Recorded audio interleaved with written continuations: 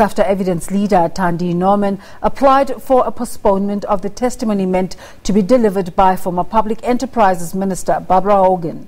Hogan is expected to shed light on circumstances surrounding her removal from cabinet in 2010. However, former President Jacob Zuma's legal counsel Daniel Mancha is opposing the postponement, saying that his client is reportedly going to be implicated in the evidence. Commission Chair Deputy Chief Justice Raymond Zondo has delivered the judgment.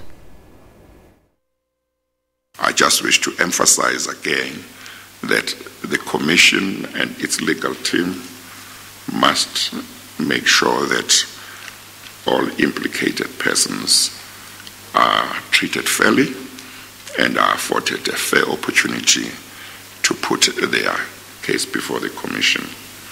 I have emphasized this previously and continue to emphasize it because there should be nobody who has any reservations to placing their version and their evidence before this commission. When I speak about fairness that I emphasize must be afforded implicated persons, I wish to emphasize that fairness mustn't be confused with the fairness that is subject to the rules and practices of courts of law. It must be fairness as understood in the context of a commission of inquiry.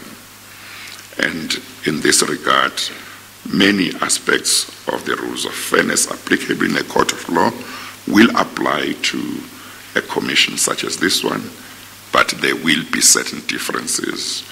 And at all times, all concerned must bear this distinction in mind.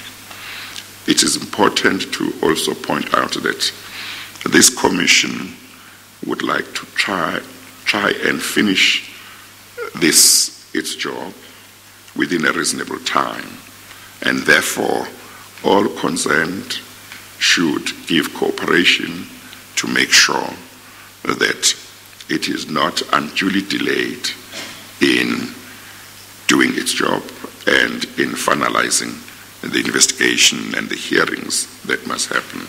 In this regard, I want to emphasize that implicated persons who get notices informing them that they are or may be implicated by certain witness statements are required to put up their version, and so that when the witnesses give evidence, the commission is aware of their version and can approach the questioning of witnesses with a full understanding of different versions. And in this regard, I hope that all concerned will cooperate with the commission in order to make sure that its functioning is as smooth as possible.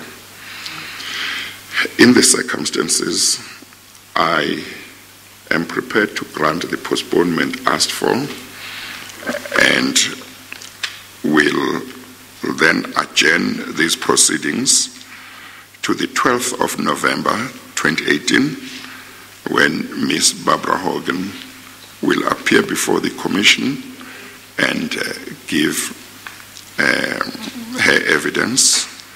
It is unfortunate that we are not able to proceed today, but I am sure that Ms. Barbara Hogan, sitting in the hearing, understands the reasons together with her team. The Commission is grateful for her having come forward to give evidence, and her evidence, like the evidence of all witnesses, will be evaluated at the end, and such findings as may be necessary will be made at that time. But at this stage already, the Commission is able to say that it appreciates her taking the decision to come forward and assist the Commission